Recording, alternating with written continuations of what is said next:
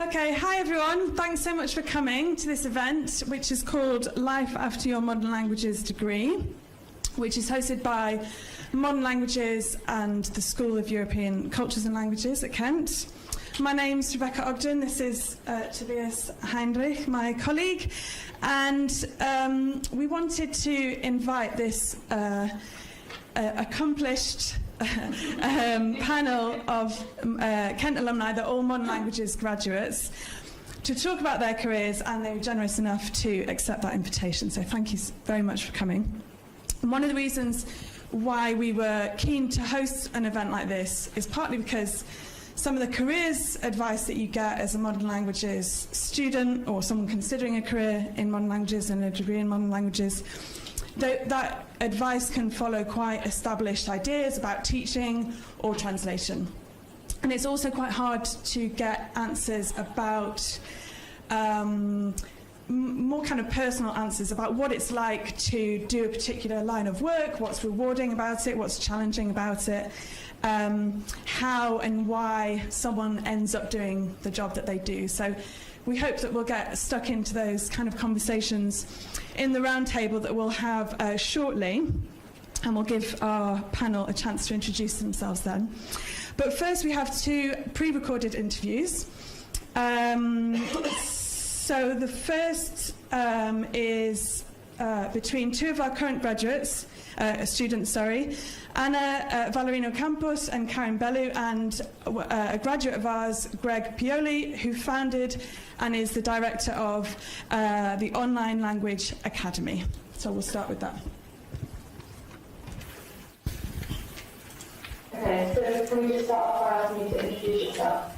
Sure.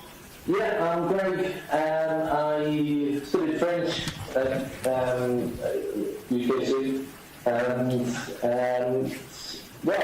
Spent my year abroad in France, loved it, and wanted to sort of repeat the experience in a different country. So after I finished my degree, I went to Spain, did another assistantship in Spain, and met a girl and pretty much ended up staying here since then.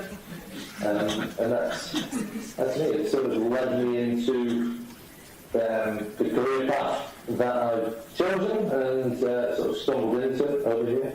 And that's what I'm looking forward to sharing this story with you. Yeah, can you also just explain what your career path is and what it led you? Yeah, so what I do now is I've got an online business which teaches English conversation to students via Skype or via Zoom, and the students are mainly Spanish, but they have them from all over the world. We've got students in South America, Somalia, Afghanistan, all over the place.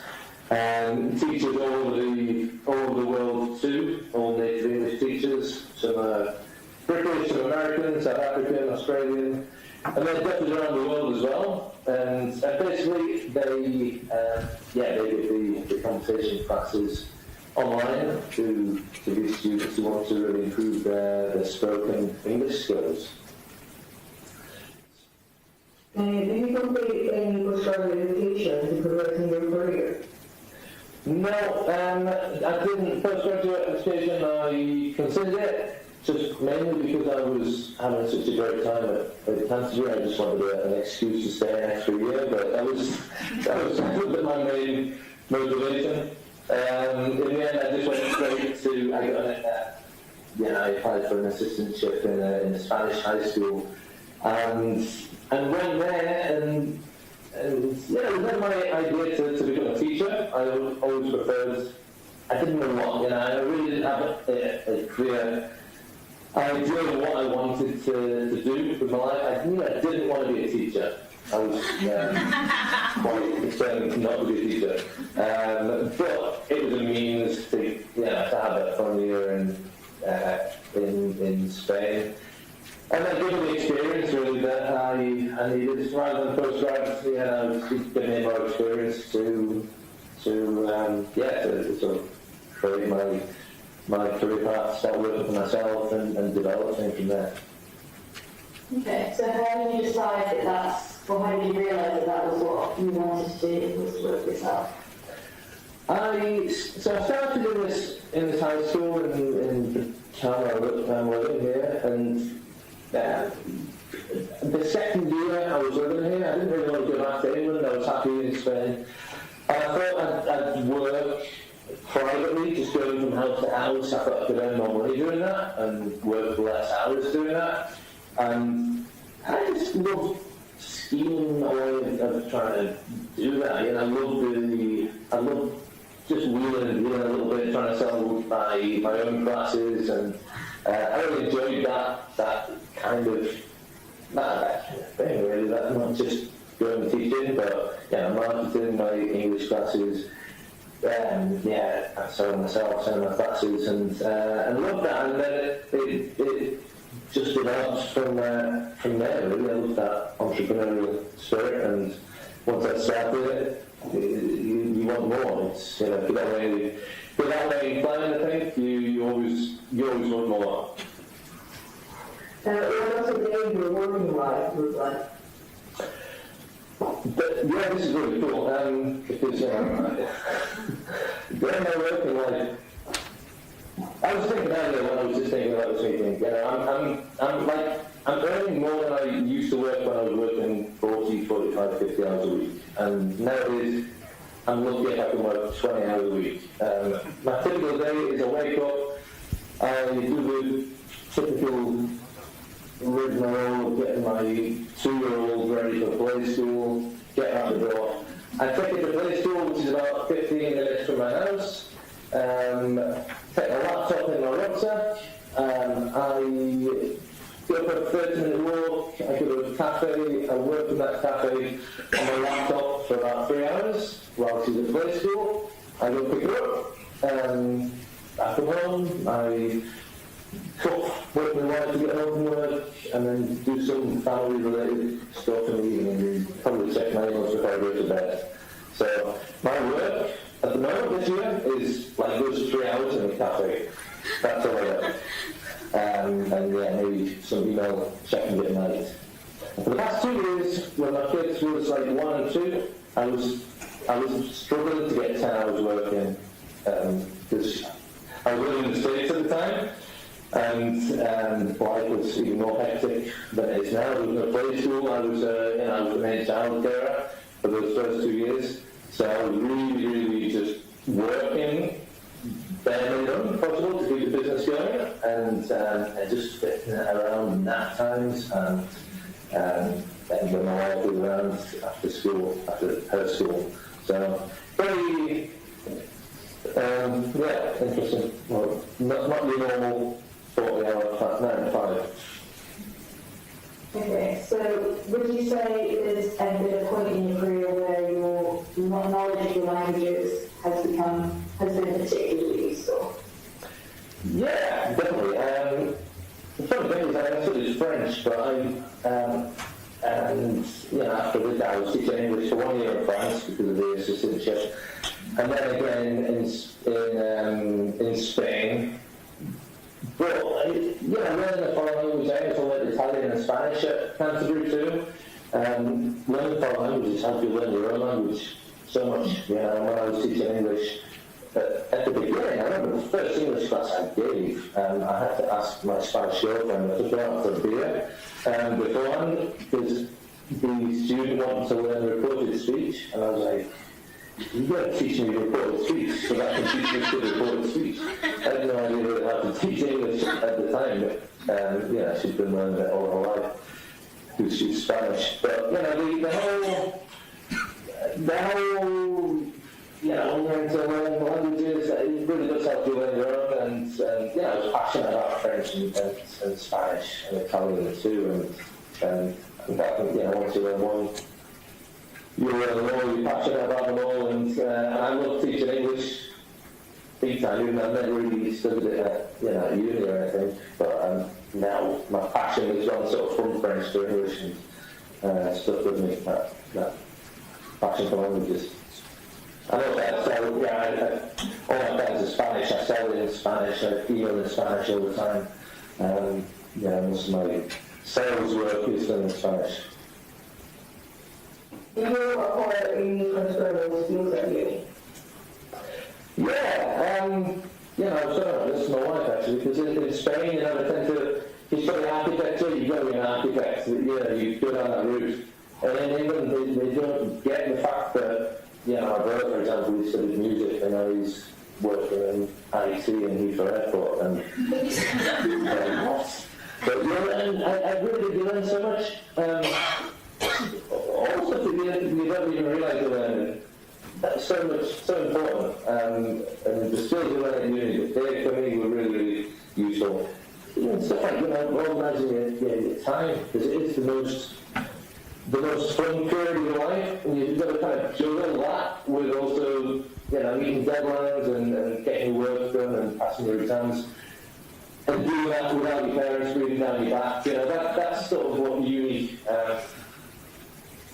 did really for me. That time management is great. A lot of public speaking as well, you know, you've been a few skills now, but we have to do, I don't know what you call them, but yeah, presentations in class. That helps obviously through work, all that sort of stuff. Definitely many transferable skills. Okay, and then we have one final question. Has Brexit influenced your career, or do you think it will change anything? I don't think it will affect me too much because I'm married to a Spaniard. So I do worry for, I got 3 nieces and nephews who are 12, 10 years old, and I do worry that they're going to not get to have the same opportunities as I had. You know, one of the biggest things for me was the opportunity to go to France to be an assistant, or then come in here again to Spain to do the same thing, which was really easy. I mean, I had to apply to the British Council. It wasn't such a complicated thing. And again, staying, once I finished with that little contract, it was really easy for me to stay here. And now, if it wasn't, then who knows? I mean, I ended up staying here, and I ended up marrying the girl who I stayed for. My whole life was shaped by the opportunities that languages gave me, really, and the European Union gave me. So, and that's it. I hope it doesn't change too much, but who knows? Well, for me personally, I think I'm safe. So you got about a month to marry a European.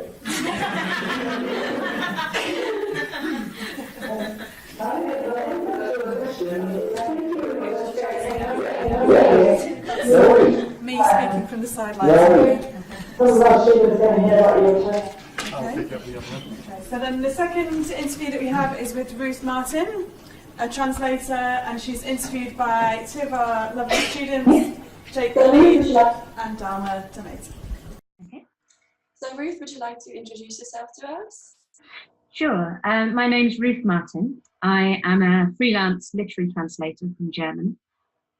At the moment, I'm also a co-chair of the Translators Association, which is the UK's professional body for literary translators. Okay. So when you say you belong to these organisations, when I say belong, do you think it gives you some sense? I mean, not to sound too deep, but some sense of belonging in the sense that you have some sort of backup in this career? Absolutely. I mean, literary translation is a very friendly profession, and I have colleagues who work from all different languages. And because I think when you work freelance, you are sitting in your house in front of your computer a lot of the time. It's nice to actually get out and see other people and feel like you are part of a community. I see. And how do you get into those organisations? For the Translators Association, you basically have to have a contract from a publisher to translate a book. That's the entry requirement. Okay. And did you move into freelance translation after you graduated? Or was there a stage in between? Yes, not straight away. And I know some people do, or some people will go on to do MAs in a particular area of translation, and then they will launch their career. But I didn't. I did a first degree in English and European literature with German, and then I was fully intending to become an academic. Actually, I did a PhD in German, and then I spent 4 or 5 years. Because it turns out there aren't that many jobs in German studies. I spent 4 or 5 years organising conferences on public policy and various other things. And then I moved gradually from that. I cut down the amount of events work that I was doing and started doing more translation. I see. So we jumped straight into your career, but how did German start off for you, and what were your intentions in the beginning? I learnt German just through school and then university. And I just loved German literature. It was the books that I fell in love with. So, and that's what I carried on with. Even when I was doing something completely unrelated to German, I kept reading. And I think that's, particularly if you're going into literary translation, then reading is the one thing that you've just got to keep doing. Okay. And how about the social aspect? So did you ever take part in things like exchange programs or, au pairing and things like that? Or do you think, if you haven't, is it necessary? It's definitely useful. I mean, I never did a year abroad, and I massively regret that now. I think it's an invaluable experience, and everyone should do it really. But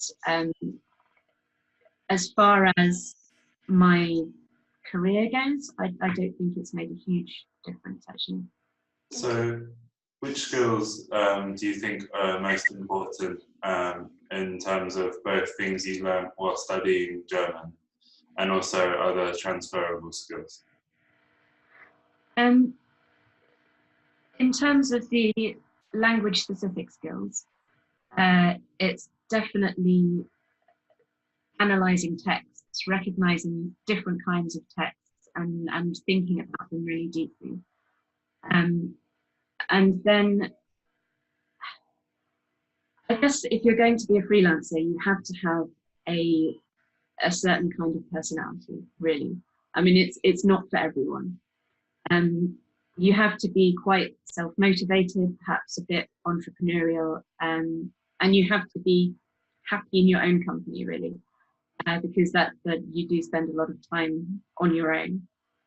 But the advantages of working freelance are huge.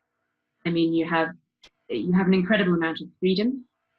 You can live and work pretty much anywhere in the world, no matter what language you translate from. You can make your own hours, and you do trade off a little bit of security for that freedom. I mean, you don't have sick pay, you don't have the rights that employees do. But for me personally, I think that's worth it. Okay, so say we're just transitioning from graduation to being a translator. Obviously, as you said as well, there was something else that you've done before actually sliding into translation. What do you reckon are the things that are worth doing for a person who's just graduated that is still, relatable to the life of a freelance translator, but it's not like a flat change from being really active to spending all these hours translating. So what are the sort of things that you would recommend in that transition period? Sure. I mean, if you think you want to be a translator, you basically need to figure out first what kind of translation it is you want to do, because there are so many different career paths. I mean, I do literary work, but that means fiction, non-fiction, some bits of journalism.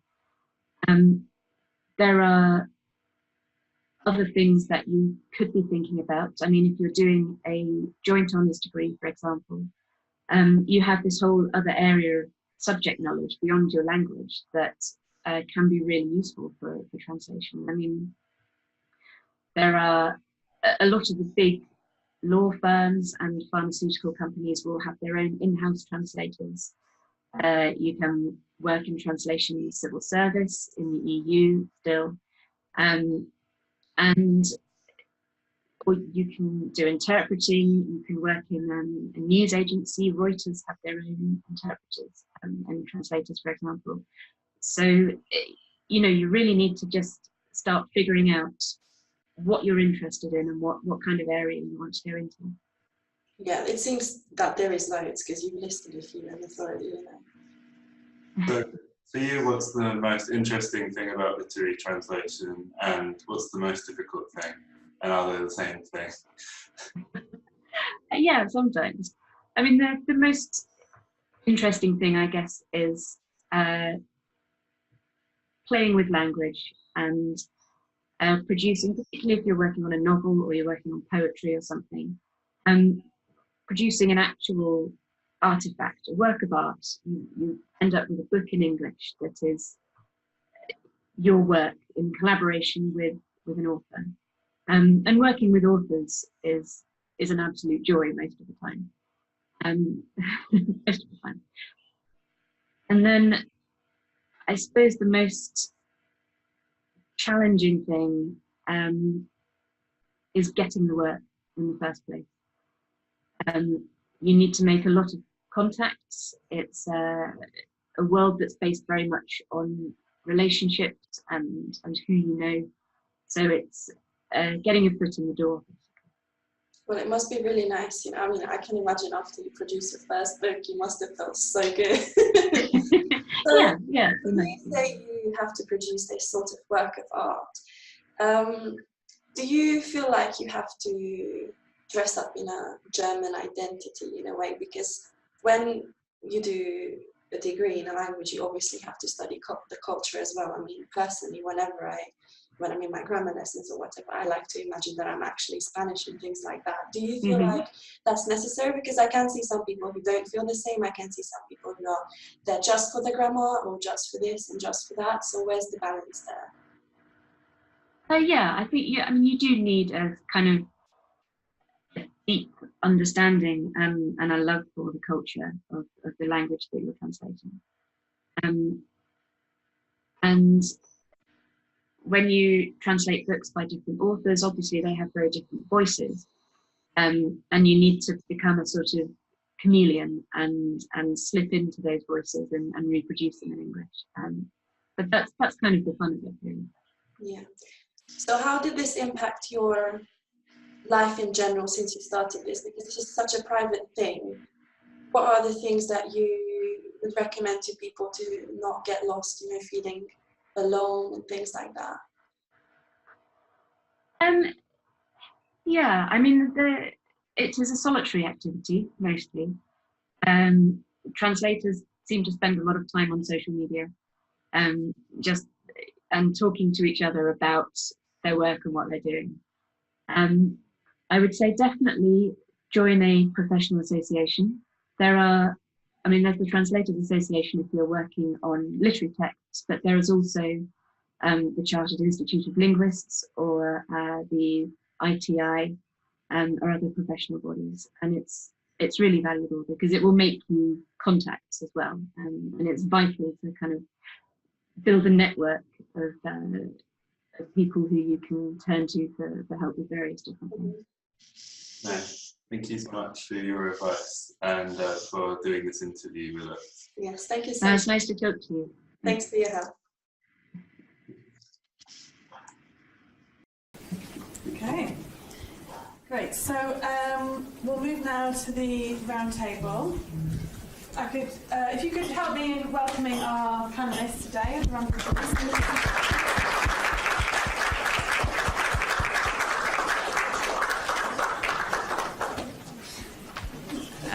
Maybe to kick things off, if you could begin by introducing yourself and the programme of study that you completed here at Kent, the year you graduated, if you're comfortable to share that, and the job that you do now without any further details. We'll get into how you got there. Hi, I'm Lucinda. I did Hispanic Studies and graduated in 2016. I'm currently a financial PR assistant and I also freelance as a manuscript reader for a publishing house. Hi, I'm Julia. I did a joint honours in drama and Spanish, and I graduated in 2010, and I'm now admin and project support officer at the Gaia Foundation, which is an environmental charity. Hello, I'm Ros Greg. I actually was one of the first 500 students at UKC, and I graduated in 1968. I've been around a long time. I spent most of my life teaching or doing things connected with teaching. I did a degree in pure French when I was here. I didn't do my year abroad because I'd lived in France as a child. Thank you. Hi, my name is Panula Grekos. I work at Barclays. I did a degree in French and Spanish, graduating in 2001, and I head up strategy, planning and communication for models. And I don't mean Naomi Campbell, I mean the area that does financial modelling. Good afternoon, everyone. Thanks very much for coming. My name is Paul Denby. I'm Managing Director of a small business called Templar Financial Planning Limited. I graduated from here in 1992 with a degree in European Studies with French. Good afternoon, everyone. My name is Ben. I graduated in 2008. I'm the Director of Fundraising for a national charity that looks at social action. Thanks very much for the introduction, and thanks again for coming in this very adverse of weather. It's fantastic to have such a wide variety of different people, different lives, different biographies with us. And I guess one thing that might be interesting, especially for those of our students that face the same situation in a couple of months, when you graduated, how much of an idea did you have of what you actually wanted to do? Do you want to start us off, Ben? Honest answer, none. Zero, nil point, nothing. I think I'm a bit different from the rest of the panel, so I actually became a sabbatical officer here at UKC. I hope if I go over to the venue you'll see my name on the board, which would be lovely. If they've taken it down, I'm going to go have words. I'm not that old. I think for me it was when I decided to run for sabbatical and I actually got involved with students and societies and realised charity works for me. And I realised my year, well, we'll probably get on to why this language course helped me, but that's why and where I was. Very good. Thank you, Tobias. I think the answer to my question, like probably many people here, is I had absolutely no idea whatsoever.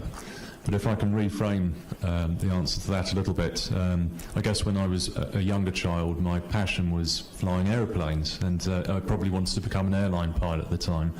And back then, you had to have 20/20 vision, I think, which I didn't. You also needed a very substantial amount of money in order to train, which I didn't. But the luxury of being a shareholder in a small business has meant that I've been able to earn enough money to be able to learn how to fly light aeroplanes, which is what I now do in my spare time. And that does give me the opportunity sometimes to be able to use the French language, because when you fly across the channel, though you might think the international language of aircraft communications would be English, in fact when you get over to the other side you listen out in French, and it's very useful for that purpose. Thank you. So can I just first of all check, is everybody here in final year? No. Okay, so what kind of mixture do we have? Well, maybe first years, if you can raise First years, yeah. Seconds, thirds? Is third final, or is it four now? Fourth, right? Anyone here who's doing a year abroad here? Ah, okay, cool. Does that cover everybody? We've actually got some year 12 students. Hello. It's good to have you. The reason I kind of asked that question is because I think what I wanted to do changed. in my time that I was actually here. So, you know, when I first started, I actually wanted to be an astronaut. And honestly, this is from the age of 5. It's quite ridiculous. And I thought, you know, if I learned enough foreign languages, that I'd be sent as a communications expert because I could speak to all the aliens in any language I wanted. Okay, then I think by my second year, third, I did a year abroad, and it's hard. Actually, so by the time I came to my 4th year, I was working 4 nights a week at Kane's Bar. I also had a part-time job at weekends. I did leave debt-free, but I think for those of you who are at the beginning of your educational careers to those who are towards the end, finances do play a part in your thinking about what you want to do next. And I was just so ready for a job, right? And I really just wanted to join the working world. I did not want to go into postgraduate studies. I really just wanted work and to get out there and earn some money. So where I wanted to be in you know, the aliens and in space. Then I sort of changed my mind and wanted to work with a Foreign and Commonwealth Office because I thought languages abroad, talking about trade and, you know, working in a commercial environment, if you like, but using the languages and also using that experience I gained by living abroad might be beneficial. I failed those tests, those entrance exams, and I'd never failed a thing in my damn life. And then I actually saw that maybe financial services and banking, you go into any international company where they had units or they had subsidiaries abroad would mean that you could use your languages in a commercial environment anyway. So it didn't have to be the Foreign and Commonwealth Office. It could simply be any industry that had international connections. And so I started applying to international banks. And that's how I started. Long answer. So sorry. I was always told that I was going to be a teacher. I grew up thinking I would be a teacher, and then when I got to university, just like most students, I decided to do exactly what I was told not to do. And so as I was financing my way through university, I did translation work up in London. I was a tour guide in London. I worked for British Rail's Continental Office. I did all manner of other jobs while I was at university in order to find out what I really wanted to do. I worked for County Hall. I did all sorts of office work. And when I finished the whole lot, I decided, actually, yes, I did want to be a teacher. So I'm sorry to let you all down. I wasn't a rebel. I've been teaching now for 40 years, and I just love every minute of it. So I actually wanted to be a teacher, so the reverse. I actually applied to Christchurch and I didn't get in, so that kind of scuppered my plans a bit. So I kind of like that. The first guy we listened to, I went back to Spain and did a second assistantship. I don't know if you can still do this, but the British Council let you do it 3 times. So I thought, oh, I'll do it again. And then I decided I really didn't want to be a teacher. So then I went into various other things. So basically I did have a fixed plan, and it kind of came crashing down. But it was okay because I think a lot of people, you know, I was very crushed by that. So I just want to say, like, if you do have a fixed plan, it doesn't work out, it's also okay. I always had a really strong interest in literature and in languages, and I didn't really know for most of my degree what I wanted necessarily to do with that, other than just something in that realm. And eventually the idea of literary translation and publishing came to the fore, and when I first left university, I went to work in a publisher in Barcelona, and I loved that, and that was really interesting. Eventually I came back to do my master's, and I still wanted to work within the publishing realm, and that was what my first couple of jobs were. But eventually I found myself in a job I didn't particularly like, and I left it, and ended up kind of falling into financial PR, which is interesting in its own way, and I still maintain that relationship with the publishing industry by freelancing. So I think a lot of flexibility is probably required when you first leave university, and you have, as you said, a really strong idea of what you might want to do, and then your ideas change and your requirements change. So that's These are great answers and so interesting. What's, in your current job, what's an average day like, and what's a really great day like? Oh God. Anyone who'd like to go first?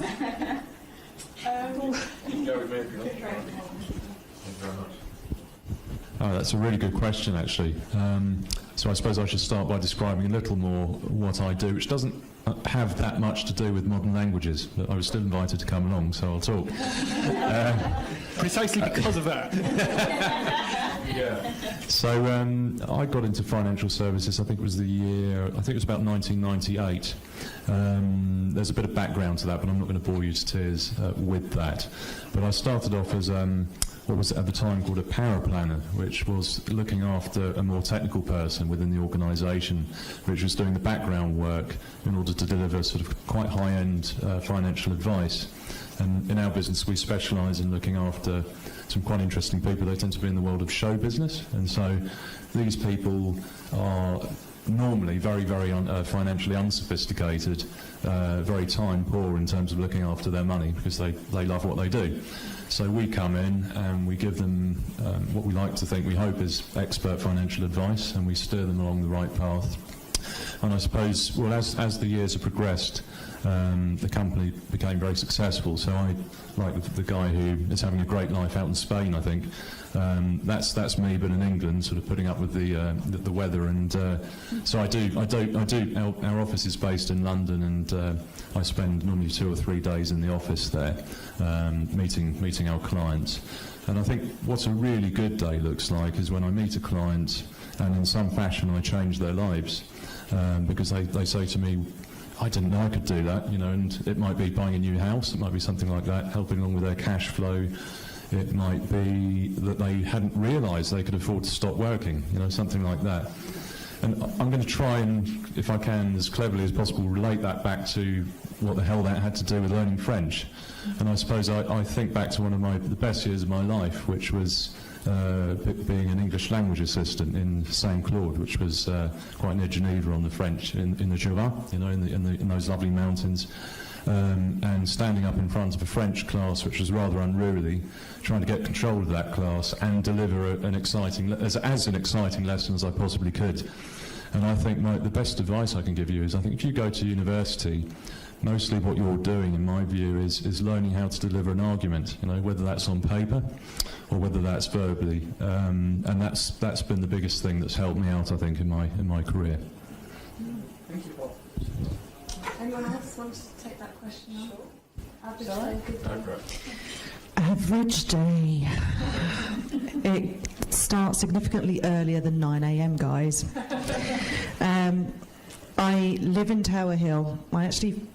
My window faces the Tower of London, which is beautiful. So my average day starts with a glorious sunrise of a ridiculous skyline.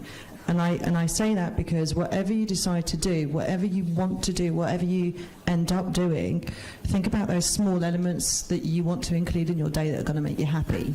Because I then go to Canary Wharf and I start a day of meetings. And the thing is that it's a bit anathema to what we do at university where we study, right? So meetings are just scheduled back to back for me, where I get a bunch of people in the room and I try and push forward discussions on various subjects. It tends to be with people who are geniuses. So the people that I work with, to the way that you contextualised your work, the people that I work with have got multiple PhDs in things like mathematics, quantum finance, quantum physics. These are rocket scientists, right? And they predict the financial future of how much credit loss and how many people are going to default on their mortgages and how many this, that and the other, because they use maths in an incredible way to build these models that predict the future. And then there's me.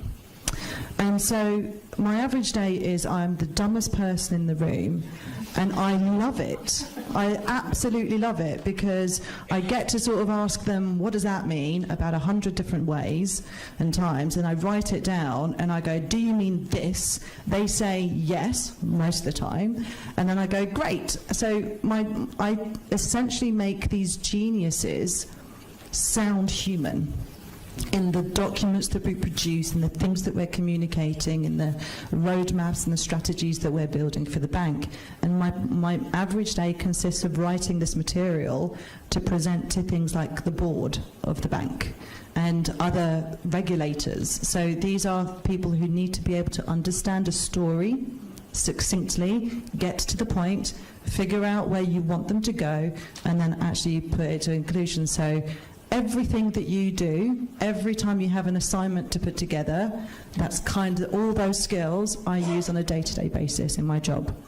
What a great day looks like is when I understand something, but even more, it's a great day when I see my team understanding it, getting it, and they are learning and growing as people themselves. So I'm massively into making sure that other people are growing, and that's the biggest motivator that I have for going to work every day, is the people that I work with and watching them learn and grow and become better.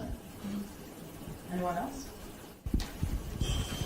I'm at the other end of the career to you lot, so my average day at the moment consists of having a cup of coffee, going into my tiny little shed in the garden and painting, because I now paint and sell my pictures, and I do some private tuition, and occasionally I fly to France where my daughter also teaches, and I do all her English oral exams for her, because then she's got a tame examiner, so that helps her. But when I was teaching, you don't remember the bad days.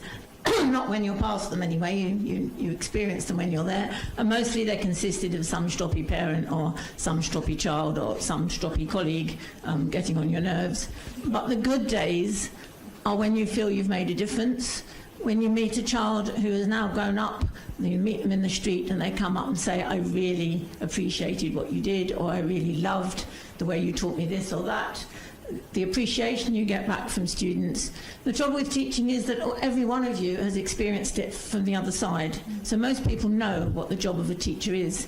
I don't think quite so many people realise how much teachers care, how much they want their students to do well, how pleased they are when they do well, and how pleased they are when they come back and tell you that they've done well. It's an absolute joy. So I can't tell you a typical day anymore, but I can tell you that there were some pretty good ones.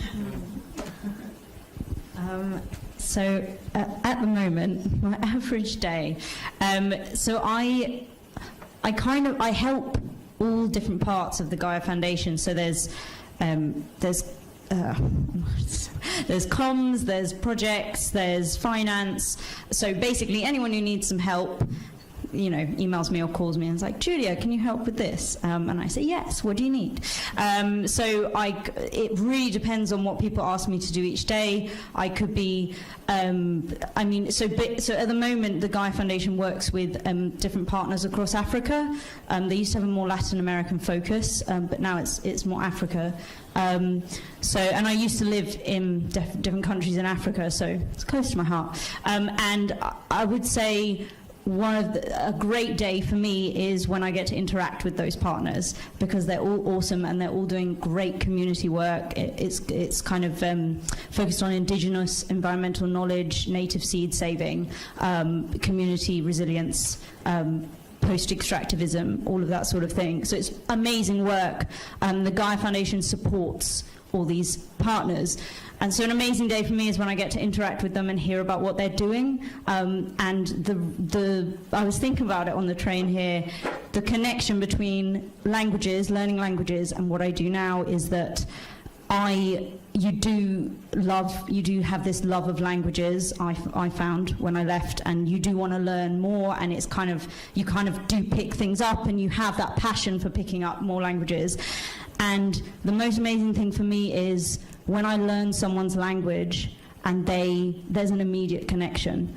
So because I used to live in Kenya, I did learn Swahili, so I'm kind of conversational in Kiswahili. So if there's partners in Africa, because a lot of African countries do speak Swahili, so I'll greet them in Swahili, and then it's an immediate connection. Like, you immediately have a relationship with that person that is, and they will give you so much more. Not that I'm all about taking from people, but do you know what I mean? Like, if you want because I'm trying to get information for us to then help their project by either fundraising or providing admin support or financial advice. So I need the most, the detailed information possible. And if you connect with a person, and a language is really part of people's cultural identity, so if you make that connection, they are so much more willing to work with you and to give you the kind of information that you're asking for.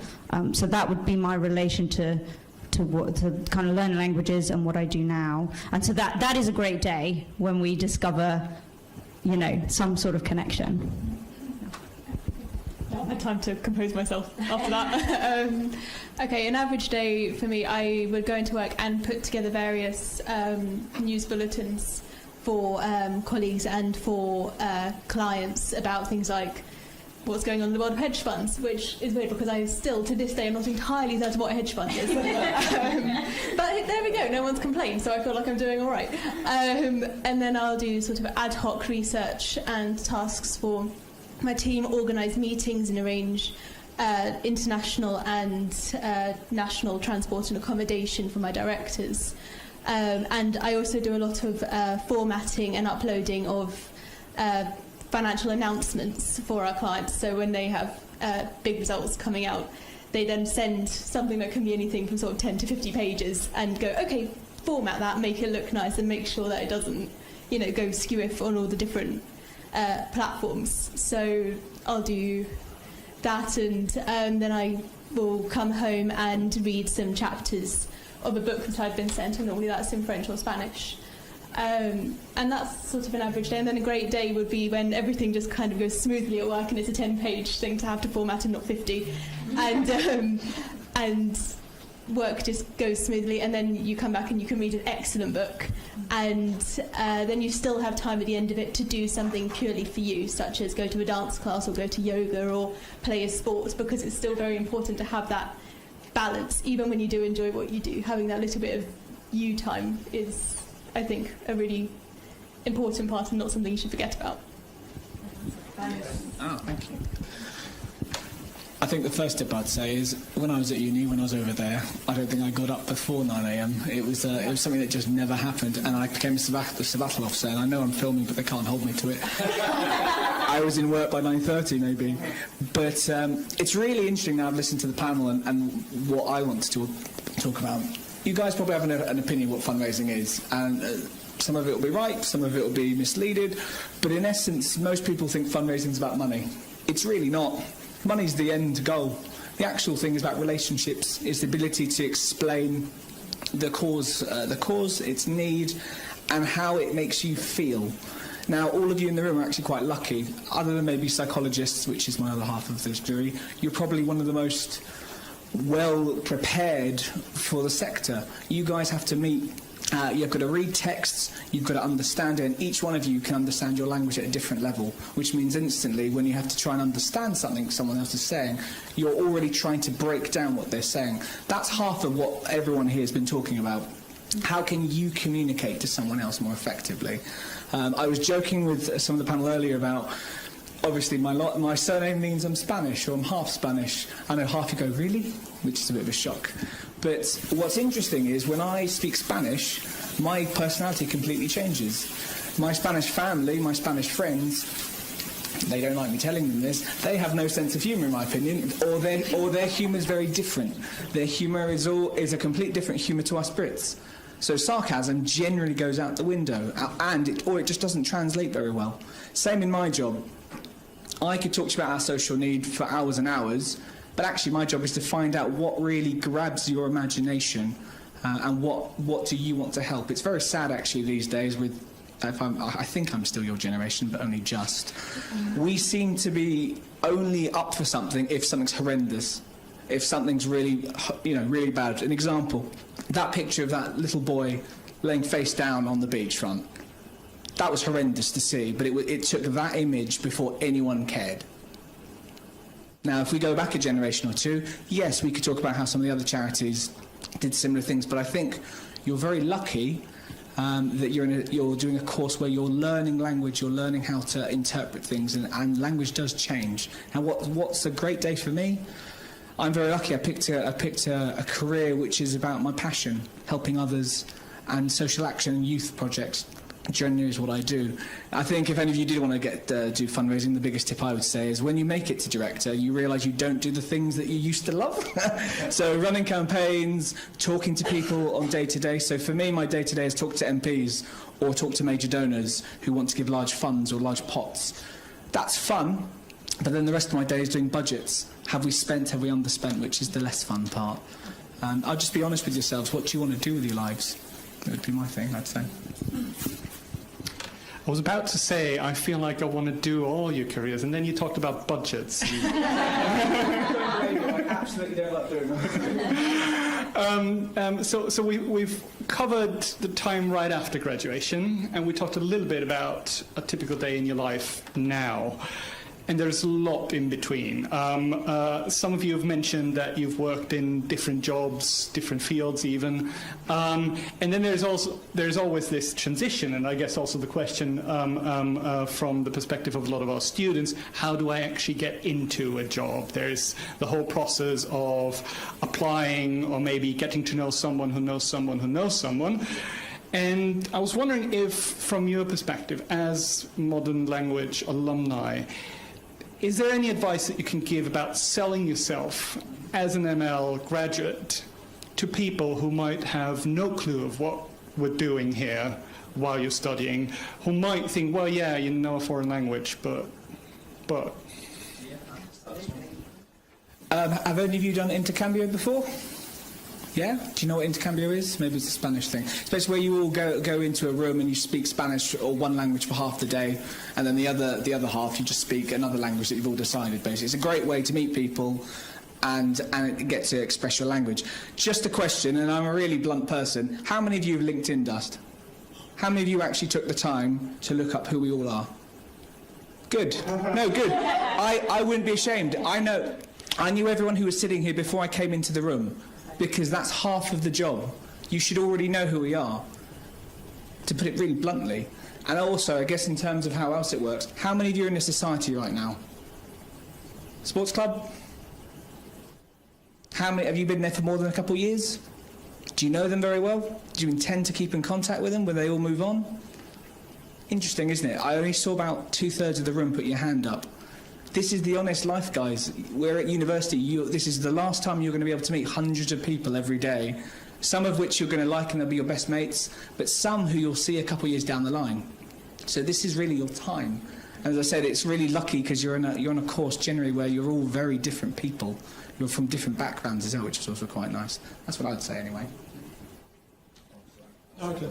Yeah. So I'm going to build actually on what Ben said, because you talked about networking, essentially, right? So one of the things, I've rarely had to apply for a job later in my career, because it's all about the network and people saying, I've worked with you in the past, I think you're going to be good at this, here's an opportunity that comes up. But in that transition period of those of us who are coming to the end of our studies here, here's a different question for you. How many of you have already written your resume?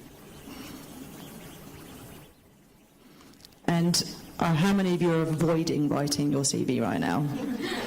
Right? Because nobody likes to sit there and sell themselves. So that's what your question was about, was how do you sell yourselves? Well, first of all, you just put it down on paper. Just get a draft done. And the reason I say that is because it makes you then think about what on earth do the other people want to see on here, and how do I sell myself?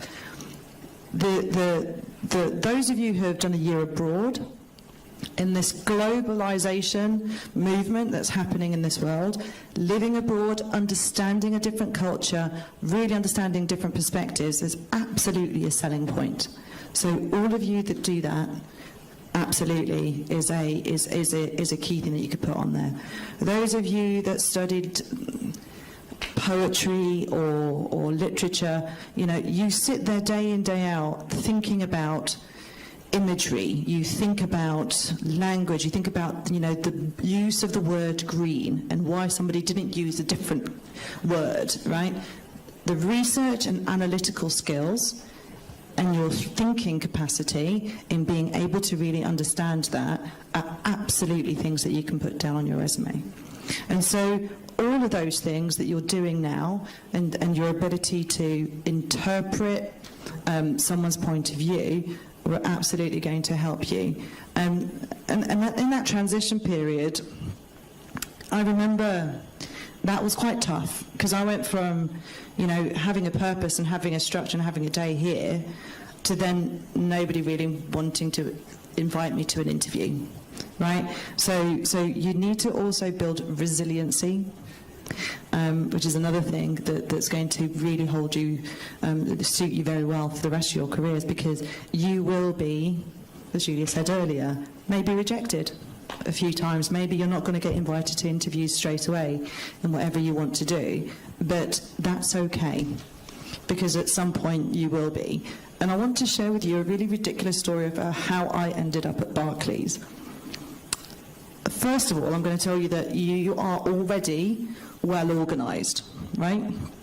You hit your deadlines because you have assignments to do. Put that in your resumes. That's also a really good skill set. And I was very well organised. I had an entire file of folders and a list of international banks that I applied to, with a cover letter that was, you know, made specifically for that job, and a copy of my resume, and I tracked absolutely everything. And a lot of them never responded. And Barclays said, please come to an interview. So I went back to my folder, and I never applied to Barclays. So how did they get my CV? My dad's a cab driver, and embarrassingly, he, in order to help me after university, took a stack of my CVs, kept them in his cab, and was handing them out to people. And it happened to be the head of HR at Barclays, who then didn't throw it away, took it into work the next day and put my name in the hat, and I got invited to do these psychometric and numeracy tests that I had failed for a foreign Commonwealth office and yet passed first of the class there. So first of all, FCO is rigged. Second of all, you know, don't underestimate luck and trying out any possible way of actually getting your names out there. So network.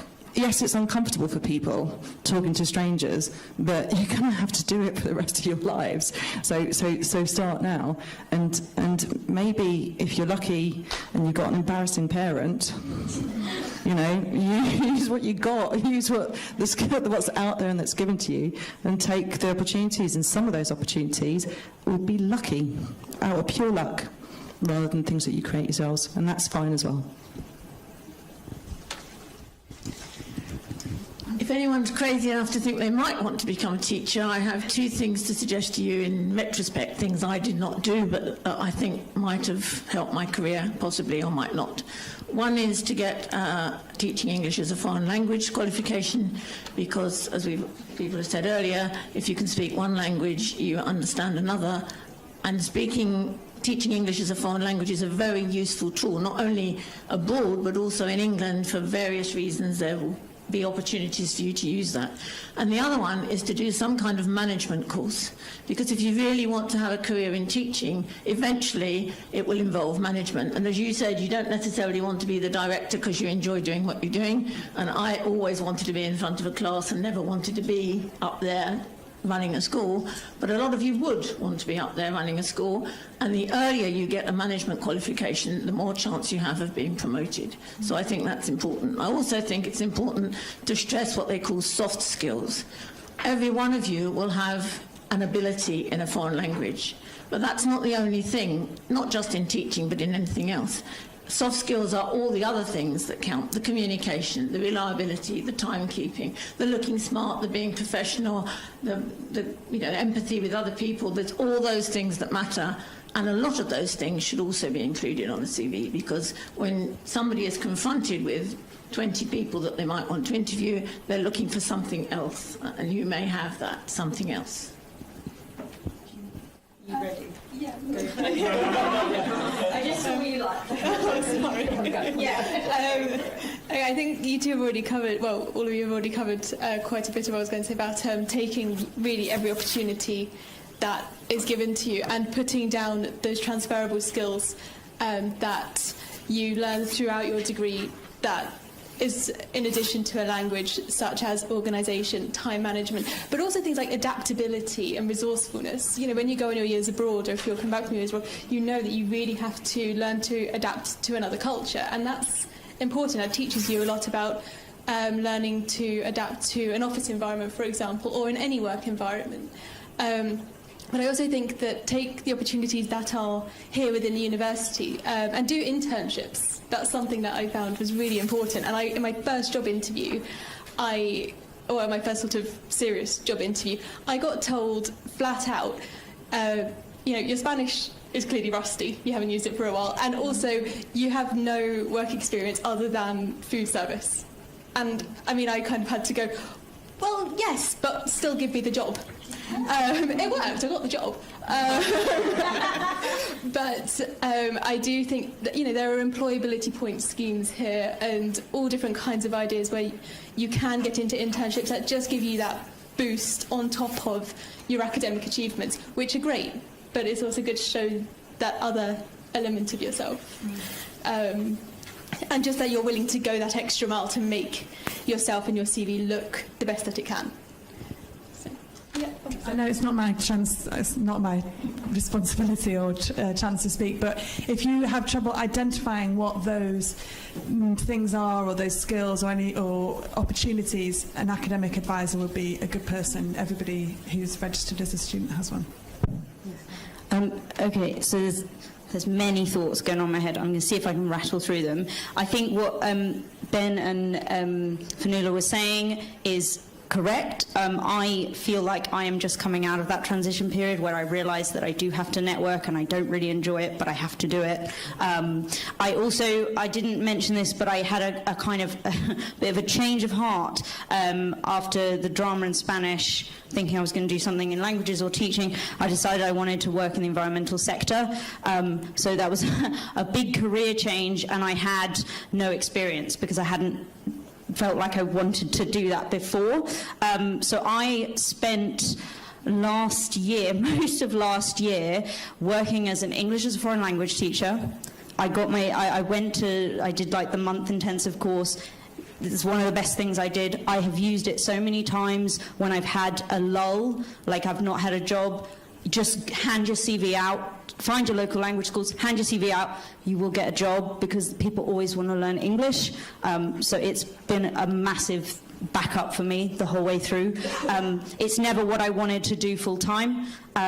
So the other part is kind of, I wanted to work in the environmental sector. Okay, how do I do that? So I actually went back and I did some more studies, but I also realized this very important thing that they were saying, which is you have to just put yourself out there, and it's going to be awkward and it's going to be uncomfortable. And I'm a drama student, and so I should be okay with that, and I still found it really difficult. So just like Ben was saying, join groups. Go and join groups. I'm currently helping, I'm volunteering on a few hours a week on a Spanish theatre festival that happens every year in London, because that's the kind of things I'm passionate about, Spanish and drama. I also help out on environmental things on the side. Another thing is, if you enjoy writing, find somewhere that needs, blog posts and things, something that you're passionate about. So there's a Climate Cultures website where I kind of guest blog occasionally. I don't get paid for it, but it just means that my name is out there. People are seeing my writing, and people contact me through it. Not very often, but occasionally. And also that means that I have access to all these members that are interested in the same thing that I'm interested in, and I can just contact them and say, hey, we're part of this same group. Do you want to have a chat? Do you want to have a coffee? Go prepared, have some questions that you want to ask them, look professional, and they'll be really impressed. And a lot of the time what Fanula was saying is, they'll be like, oh, well, we don't have a job going at the moment, but they'll remember you, and they might contact you and say, oh, by the way, we're advertising this job, why don't you apply? I think that's all the things that I had in my head, yeah. Say a couple more things if you'd like to.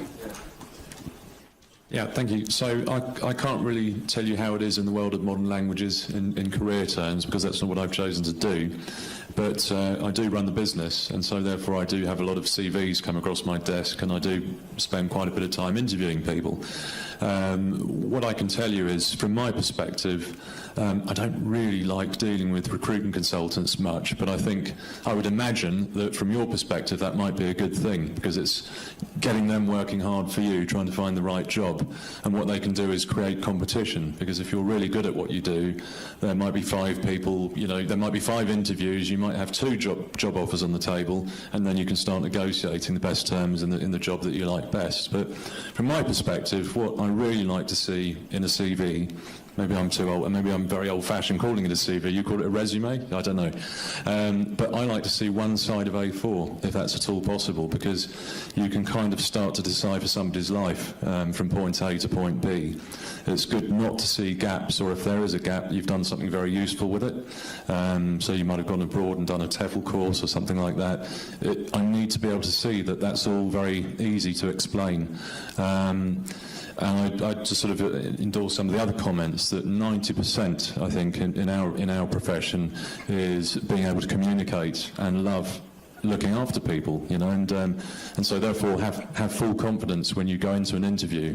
Hopefully, like in our business, it might be quite informal, but you need to purvey a lot of confidence and a lot of happiness. I think that's what we're looking for when we recruit really. So that would be my tip. We've mentioned paper CVs sent digitally, I guess, as well, and networking. What about LinkedIn, either as someone looking for a job or someone looking to hire? What role does LinkedIn play? LinkedIn's a funny one. It really is. I've, in my career, found it very useful, but probably not in the way that you think. So, just out of interest, who's on LinkedIn here? Okay, my first advice is if you're not on LinkedIn, get on LinkedIn. That's number one. The second one is it's how you use it. I don't know about you guys, but what annoys me more than anything is when there's a role going in the organisation that's in one of my teams, but this person who wants a job just instantly tries to connect with me. For me, it's an instant dismiss. And if I see your name on the interview, I'm going to give you all the chances possible. But you're already a step back from where you should be. I use LinkedIn personally, and what I've done in my career is when I go to a network event or I meet someone and I think there's actual synergy or there's actual, there's something there, then I'll connect. And then maybe it'll be nothing. Maybe it's a coffee we've had at a lecture, or maybe it's a conversation that we got a bit heated on each side, but it was actually quite useful. And then I've got that person on LinkedIn, and it's really incredible how small the third sector is. It really is. I mean, when I say third sector, charities, technically the university's a third sector. My first mentor, maybe 11 years ago, he showed me the way on how to get my first bits and pieces. I found him through LinkedIn, but now, 10 or 12 years later, I'm now going to be a trustee for a charity he runs. It's a small world, and I didn't even know it. So I'd say use LinkedIn as much as possible. Just because it's been bugging me, the networking thing. How many of you are honestly a bit worried about networking, or are you okay with this? Are you okay networking? Are you okay just saying, hi, my name's Ben? A collective no. Right, here's my advice, and I'm very biased. So back when I was at uni, I set up the Salsa Society. I'm very proud it's still running. I'm really happy. But I'll tell you what, go there a couple of times a week and literally have to do circles, literally do a routine, and you'd be amazed how quickly networking becomes easy, because at the end of the day, it's just being yourself. So it doesn't have to be salsa, though I'd love you all to keep the legacy going.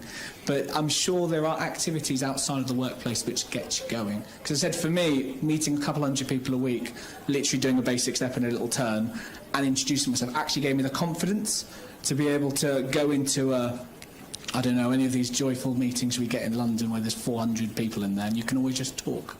That'd be my advice, I'd say. So yeah, LinkedIn, please get on it. and just don't be ashamed. I try and share as well the odd story, some tips I've seen, or anything that I find interesting, because I don't think there's anything wrong with self-promoting other people. I think there's a lot of people with, I think as you were saying earlier, there are people more clever than all of us.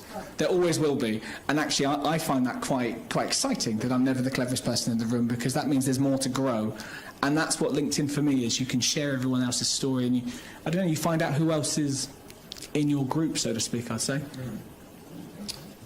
I don't think I can add any more. I agree with everything that Ben said there. I just forgot to say one thing when I did my last spiel, which was be careful with social media as well, because the first thing I do when I get a CV land on my desk is to check out Facebook, Instagram, Twitter, and sometimes I've ditched a few CVs because I've seen a few things that I haven't liked, so be very careful. Either lock it down so people can't see you, or be careful what you put on there. Cull it. Just cull every picture. Absolutely. You're in a society, just cull every picture. Take it off. I echo absolutely everything. We all need to be aware of our digital footprint, right? And I researched the speakers before I came here. LinkedIn was one of the primary tools I used to do that. I also research anyone who is putting their resume in front of me, because everybody's out there. So in being aware of your digital footprint, I also mean make sure it's accurate. So on LinkedIn, make sure it reflects the resume that is on my desk, right? Inconsistencies like that just completely are an instant way to turn a hiring manager off. And hiring managers have dozens of resumes coming across their desks. You're in competition with multiple other graduates from other faculties, and unfortunately, because there's the volume of people to go through, you are turned off very quickly, and therefore you do not give something a second chance. Spelling mistakes. Do not have a spelling mistake anywhere, whether digital or on print form. Inaccuracies, inconsistencies, as you mentioned, bad photos. Unfortunately, we've all got conscious and unconscious bias, and if somebody is just looking too unprofessional, then how do you build a confidence and a trust that that person can fit and form part of your team? So do be aware of that. Also be aware of other things that you're putting on there. I once dismissed a resume, I don't mind sharing this with you, because somebody put their marathon finishing time. Right? Who does that? And the thing is that these are things that we might be proud of, but perception is reality. So you don't want to actually be driving something into somebody's mind that makes them think that maybe the fit isn't really quite there. So be aware, but you must have a digital footprint. Don't go invisible. Just make sure it's accurate. No, was it very fast or very slow? That wasn't impressive. Ooh, 6 hours, get out. I am on LinkedIn, but mainly because my son put me there. He's actually a professional trainer, and he informs me that when people get your CV, they have 6 seconds to judge whether they want you or not. So in the first few lines of your CV, you have got to impress somebody, because otherwise you don't stand a chance. I don't know whether anybody would agree with that, but that's what he tells me, and I believe him, and he's very good at his job. The other thing about accuracy is, could I just mention that although it says behind me that I'm a secondary school teacher, I was also a primary school French teacher. I taught adult education and I taught nursery children. So teaching is a bit more than just one thing. So if you want to be accurate, that's me. It's a great point that you actually make, though, because make sure you're not omitting information, right? So put it all there, just make sure it's relevant. Okay, sorry. I can't remember what the question was. I'm sorry. LinkedIn. Was it LinkedIn or was it social media? LinkedIn. It can be both. Yeah. I have to say, I'm just thinking about when I changed to wanting to be in the environmental sector. That's when I spruced everything up. But I don't really know what else to add. Just make sure it's all up to date, I think, is the main thing. And I also think don't leave it too long. because I think I left it quite a while, and then it took me ages to get everything matching. So just keep on top of it. Thank you. I think what I'm going to say kind of goes back to what Ben was saying about knowing who everyone is before you walk into a room, because I essentially use LinkedIn to stalk people before I go into an interview, and that really helps because you can look through essentially somebody's work history, somebody's educational history, and maybe find something that can make a connection. Maybe you study the same thing at university, or just anything that you can pick up on that will be useful. And just having a familiarity with who you're going to be talking to immediately shows that you're one step ahead of the game. And also, I am such a fan of the Salsa Society. I was there for my whole degree and I loved it. So, and that is a really good networking opportunity as well. So I'm a bit fangirly right now. Anyway. Thank you. Maybe this is a good moment to open up the floor for questions from the audience. I'll be roving camera girl. This is mainly a question for Fionnuala. You mentioned inconsistencies on LinkedIn. At the moment, I'm not really sure what exactly I want to be applying for. So I'm kind of trying to get my foot in a lot of doors at the same time. So I'm really trying to make my CV and my cover letter really specific, and therefore that might mean taking unspecific things out, but they might still be on my LinkedIn. Like, what would you say to that? I think I am absolutely 100% with you. You're doing the right thing by making things tailored to the opportunities that you're trying to create. I think that it becomes a tipping point at which it becomes obviously inconsistent to the point where someone might suspect that you're omitting something or changing your narrative or changing your story for a reason, at which point, you know, it creates this distrust. What am I reading online versus the resume that I've had in front of me, right? So I think the tip there is to say, make sure you're consistent in making sure that you're not missing out chunks of your life or job titles or anything like that. Maybe keep your digital footprint generic, and maybe make sure that your printed submissions are fuller, but as long as they match and they tie up. I've had resumes that like years are wrong with what I'm seeing online and things like that. So those big items might have a good reason behind me, but they're turn-offs. So I think you're doing absolutely the right thing. I do encourage everybody, by the way, to make sure that you also understand the culture, recruitment-wise, of the firm that you're applying to. I say that because American firms, and I spent 5 years living in New York, if you don't send a thank you note afterwards to a US recruiter, they discount you. Right? So it's small cultural differences in the working culture and recruitment process that are also really good to make sure that you're aware of and read up on. But things like cover letters, not so much in other countries. So you're doing the right things. Have a look, and also ask somebody else to review it. Right? So make sure that you have somebody, an aunt, a cousin, somebody who you're not studying with, that you're not seeing on a day-to-day basis, that first of all understands what you've written, because the context might different. We as modern languages, you know, students and alumni might be able to understand what you're talking about, but maybe somebody in a different industry won't. So get that second opinion and make sure that they really are honest. You also want to find someone who maybe isn't going, oh yeah, that's lovely, right? you want to hear the honest feedback from people. That's it. Any other questions?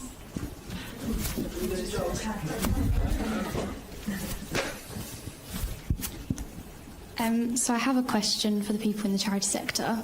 I'd like to get into the charity sector, and I'm a bit worried that people are going to look at my degree choice and kind of just push me aside. So I wanted to know, did you find it difficult to get into the charity sector with a languages degree? Yes. just want to stop then. What kind? What area? Yeah. Mental health. So national, regional. Yeah. So cool. Sorry, this is going to be really dull for the rest of you. I'll try and open it up in a second. So talk about mine then, final or mental health. Do you know what you kind of want to do? Do you want to work service delivery? Do you want to be working in policy, comms? I mean, what are you at thinking? the minute, I volunteer with Times Change, so I go into schools and I deliver. I share my story and I help educate teachers so that they can look after their students. So I'd like to do something like that. I think you're ahead of the game. You've got a volunteer experience there. The one biggest thing I have a problem with our sector, and I'm too young to make any big change yet, is what you just said. The only way for you to get in the job usually is an internship, which I despise, because that's how I had to do it, and I don't think it's right to get into a sector that way. And it's through volunteering. But you've just said the right thing there. I don't know if you're going to add anything, but that's what I would say. What's your degree?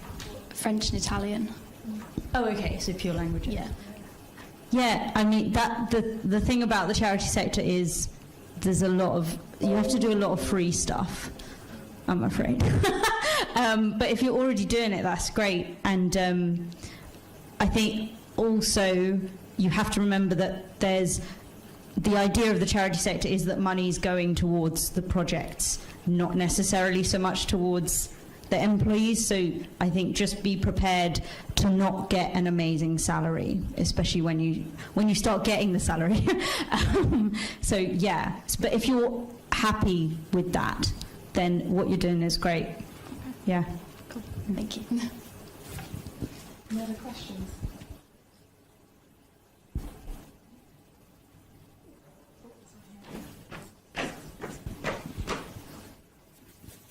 Hi. I liked what you said, Fanula, about being like the dumbest person in the room and asking people to teach you things. Like, that's kind of what I want to do in my life. And this is like really broad, but what kind of other things could you do with that? Like, because you do communication, right? And I've been thinking about marketing. I don't know the differences between those things really that much, but like further in that kind of idea, what things could you do? It's interesting because my title says communication, but everything that you guys are doing is communication, right? So communication is so broad. Marketing could be anything from like branding, advertising, you know, that kind of end of the spectrum, to communication being things like, you know, formalized, standardized communications to thousands of people, or what I do, which is taking a very subject matter expert and trying to make them sound human on a much more one-to-one basis. My job also involves an awful lot of training. I train the rest of the bank, if you like, on what models are and things of that nature, which, you know, it's actually quite fascinating, but also incredibly specific. But I think more generically, it's basically saying there's a lot of research out there that you can do. And one of those articles that you might read around what is marketing, what is communication, that might spark something in you. And then you'll want to learn a bit more about that. And if you find something that energizes you to the point where you want to learn more about it, that's probably the right path to start going down. Some of us with modern languages are actually very creative, especially through film studies, especially through the stuff that we did through, that I did particularly through literature and stuff like that.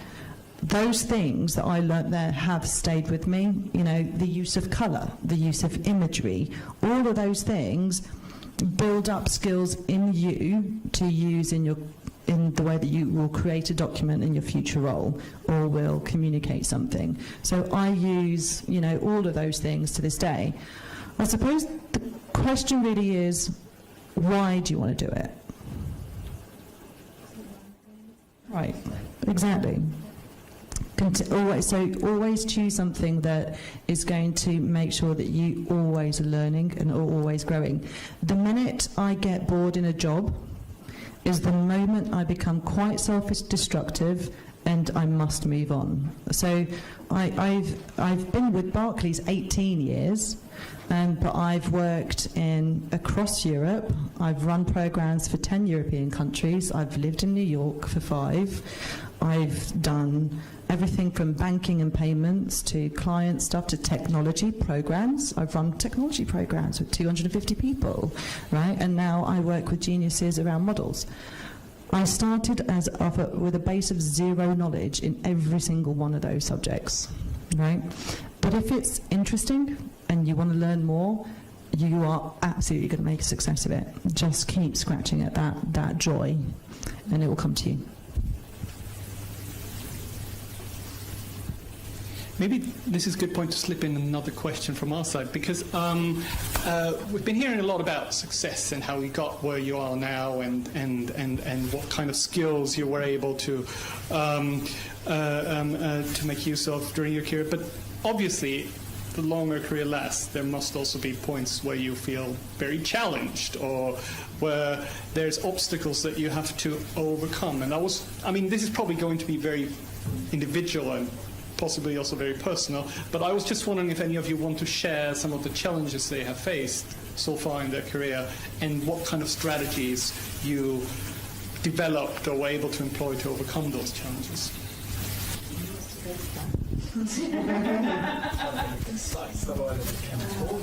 So many problems in my career. And this is a very honest thing to admit, right? I think none of it is rosy. None of it is wonderful and perfect. I've had days where I've cried, right? I've had days where I've been distraught. I've had days where I've lost sleep with the stresses, the strains, the guilt sometimes of, maybe I could have done something different that day. And there was one moment of my career also where, it was quite traumatic. In as much as I had gone throughout my career doing very well because I was skilled and was able to turn my hand to a lot of things, but then I started managing a team, and the influence that you have on the emotions of others, thinking that I was doing a great job, making sure that they were doing stuff, but then you realise that moment in your career where you become responsible for other people and the influence that you have on those people's lives, and I had a moment where that went badly, and there was like a mutiny, if you like, and it was traumatic and wonderful all at the same time, because years later, as Julia sort of alluded to earlier, these are all learning experiences. They all turn out fine in the end, because it taught me how to be kinder to people and manage teams and be a leader better. So there will always be trauma, but be resilient in how you face that, right? So there's going to be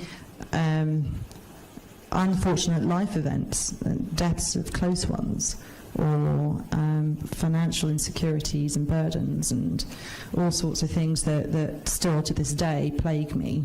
But get a support network around you to be able to actually cope with that. Family, friends.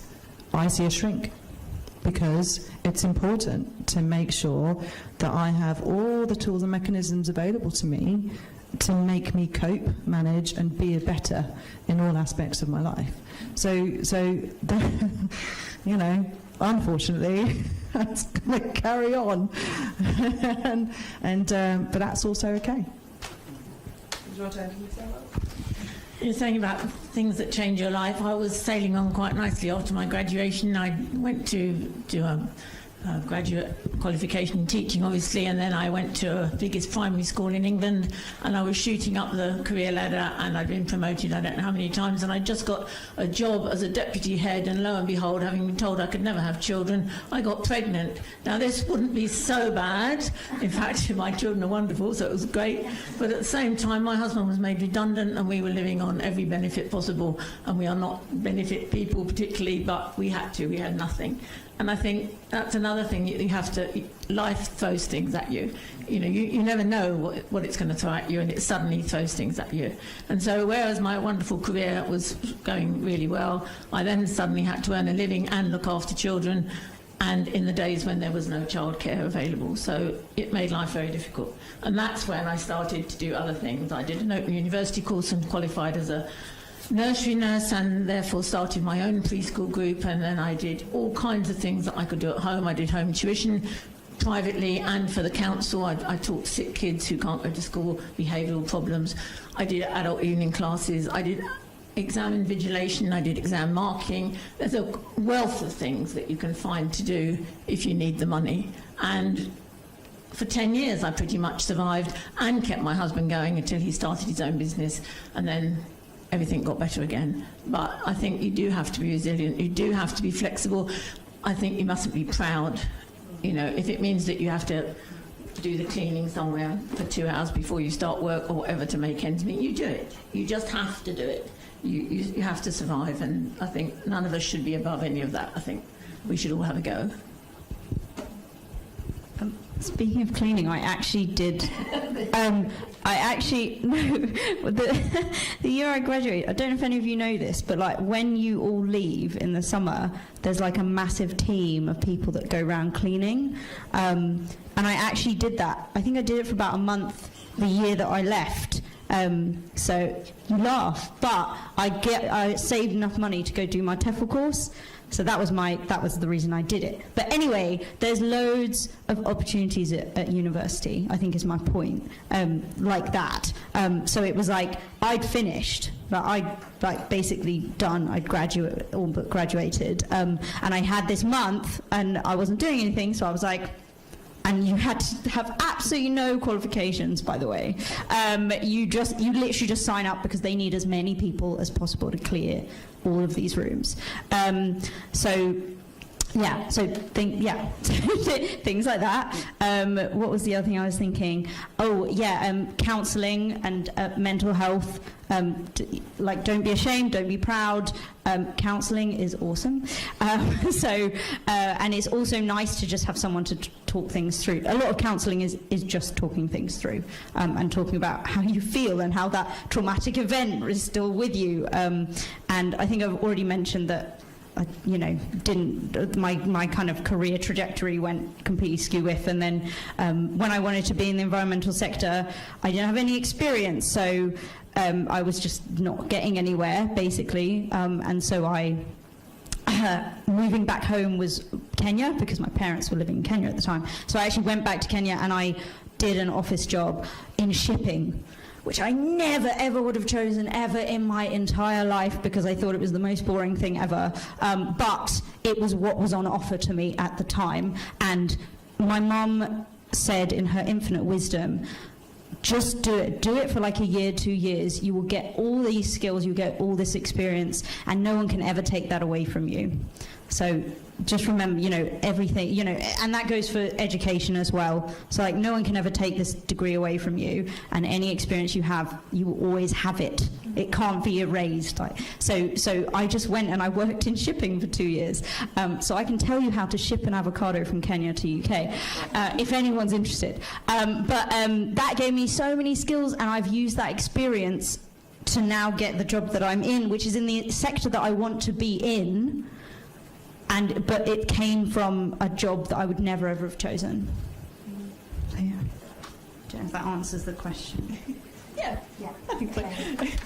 I think what I'm going to say kind of builds on that a bit, in the sense of sometimes you finish uni and you aren't always just going to go straight into perhaps the industry or the job that you want. It takes, maybe it takes a lot of time, and you have to build your CV somehow, or in my personal experience, I came out of uni and I was really determined to go into publishing, and I did the paid internships and I got the jobs, and then I found a job that I just wasn't particularly happy there, and I changed, other than doing my freelance work, I changed industry, and I was I was thrilled to leave the job, but I was quite upset with myself because I felt like for a moment I felt like I had failed at what I had planned to do. And I think that you have to not be hard on yourself if what you want to do doesn't work out for some reason and what you want to do changes, or if it takes longer to get to where you want to be than you hoped or you thought it would. You have to still show that patience and that kindness to yourself, that because, you know, you've been out of university for 2 years and you're not in exactly the thing that you want to be doing, that's fine. It just takes time, and it takes that understanding of yourself. Inevitably, we were reproducing a cliche. The 4 women on our panel talk about their feelings and challenges. And what about the guys? So I'm just trying to think through, because you've heard quite a lot there. I think if we could just term this up or put into phrases, I think what I want to talk about is the resilience aspect. I think there's a lot we've talked about there about work-life balance. And just because we've got some sixth formers in the room, I've got another bit for me, which is what I call, and what I tell my team, called the 3-pointer rule, which I'll come back to at the end. So resilience. Now, for most of you in the room, if not all of you in the room, you're probably seeing 5 different people, 6 different people from different parts in their careers, all trying their best to give you advice. From resilience, I'll tell you, I sent over 100 CVs out when I left uni. 100 CVs. Not one of them went through.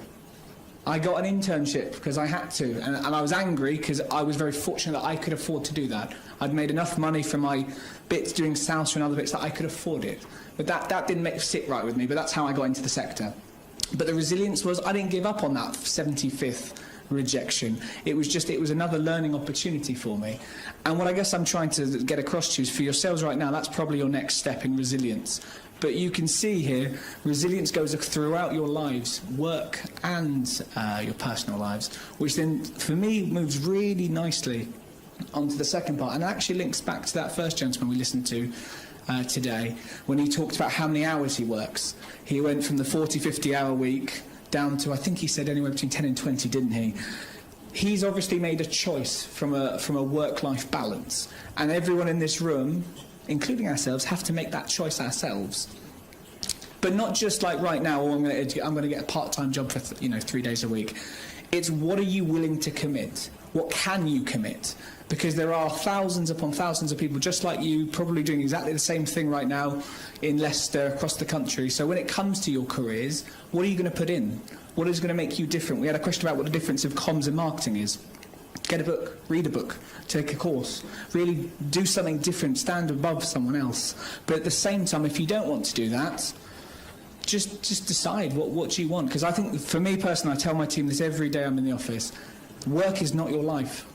It's part of your life. We've all got different things to do. And the third one, the 3-pointer, I learned back when I was in 6th form, 2 things.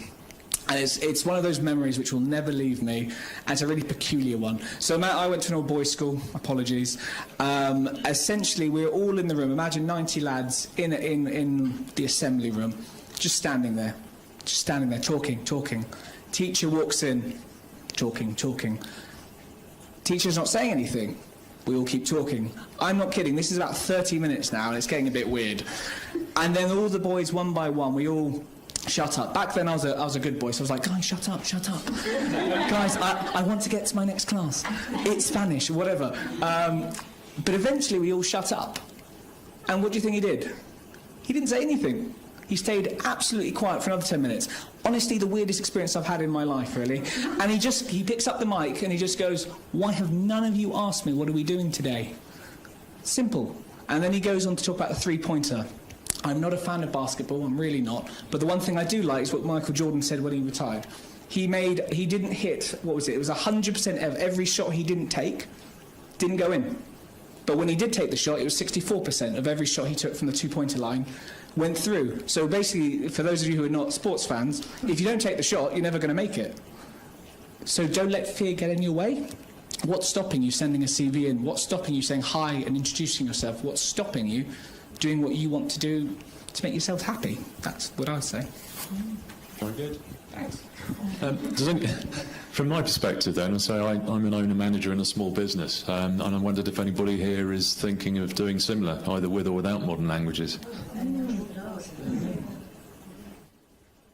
Possibly, yeah. So what I would say is it's great. You know, working for yourself is absolutely fantastic, and I suppose I'm institutionalised in my small business now because I don't think I could walk into the corporate world and be told what to do because I'm a control freak. That's the truth of the matter. But also with it comes some big challenges because if you're a director, that comes with a lot of legal responsibilities. You know, you look after staff. One of the, you know, we were talking about what.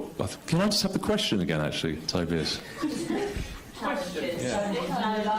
Yeah. It was more about that. It was sort of particular points that. You know. Yeah, challenges and how you overcame them, kind of strategies that you managed to develop.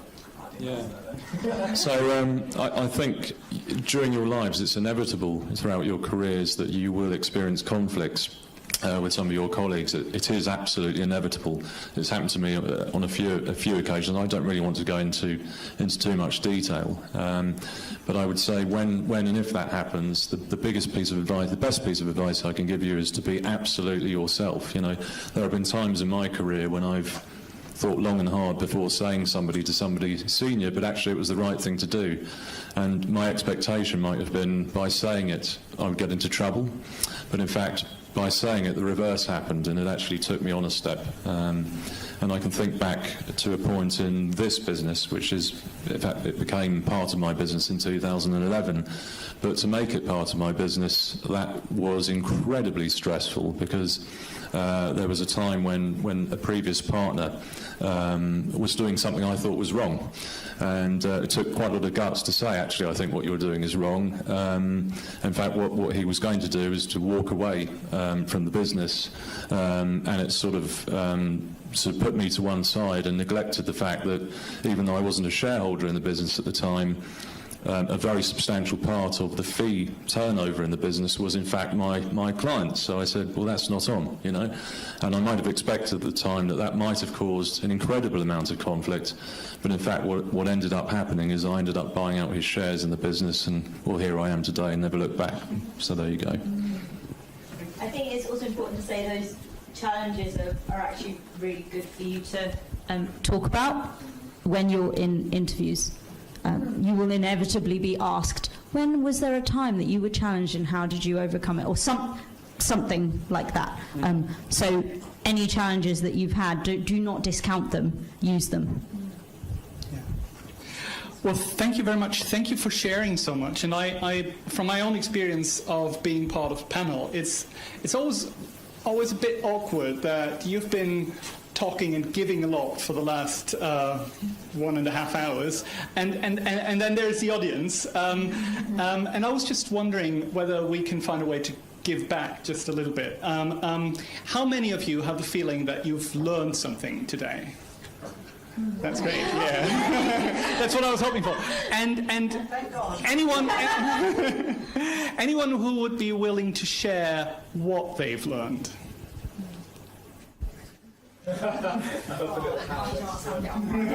Well, you're not going to be the only one.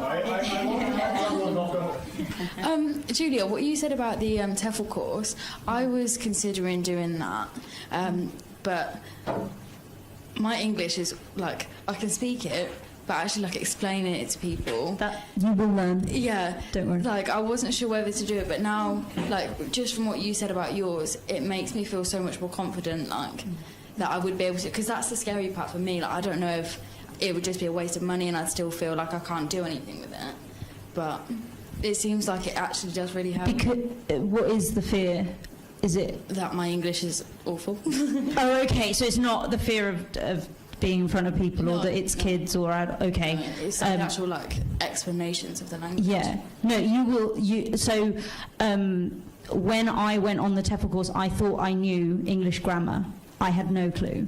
They do English Grammar 101 with you. So part of it is you learn English as if you were not a native English speaker, and the other part is how do you teach that to other people. Okay. So that will be included in your course, don't worry. Yeah. Something. I teach translation into Italian and English, and I've been doing this for a very long time. And sometimes my students teach me things about my own language. So yeah. It's okay. It's a learning curve to teaching a language, so you never stop doing that. Yeah, we'll go here and then I'll come across. I'm a final year, and I think, like the rest of the final years here, I'm having a bit of postgrad dread. So hearing you all talk about the fact that it does get better makes me feel a lot better. Yeah, that's... Can you... There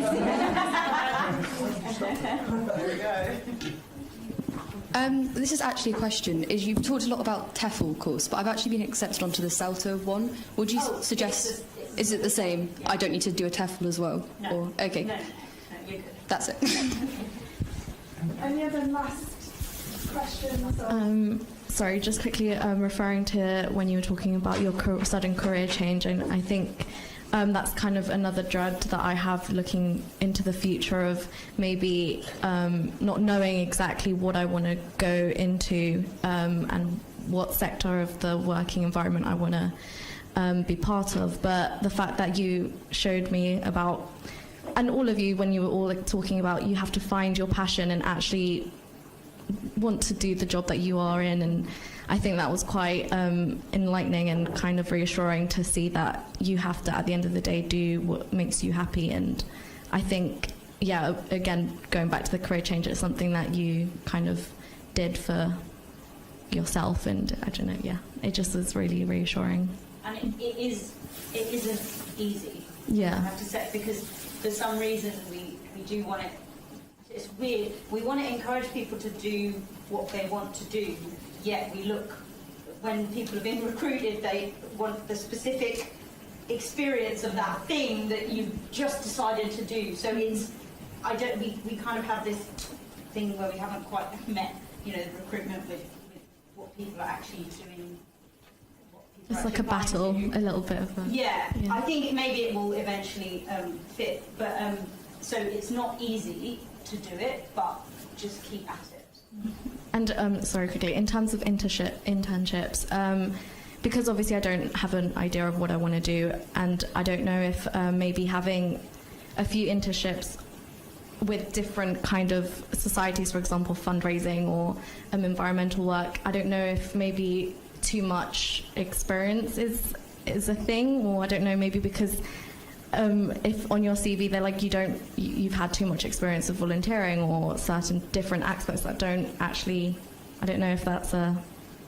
I think maybe to be aware of is if you start going down a rabbit hole, and you then go, oh, actually I don't want to do that, right? And that's fine too. So too much experience is never a bad thing, right, first of all.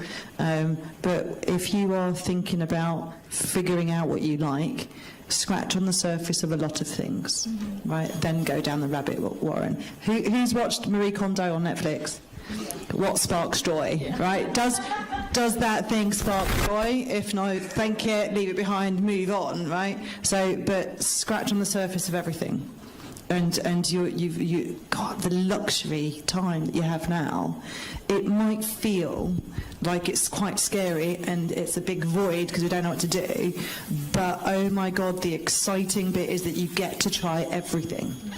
So flip it on its head, get a positive attitude about it and go, you can have a go at anything you want right now. Thank you.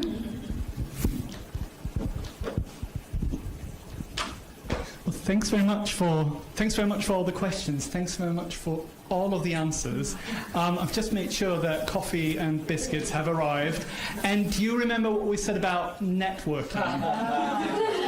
This is the time. If you are interested in any of the careers or the people up here, and you're not going to walk up to them now and introduce yourselves, we can't help you.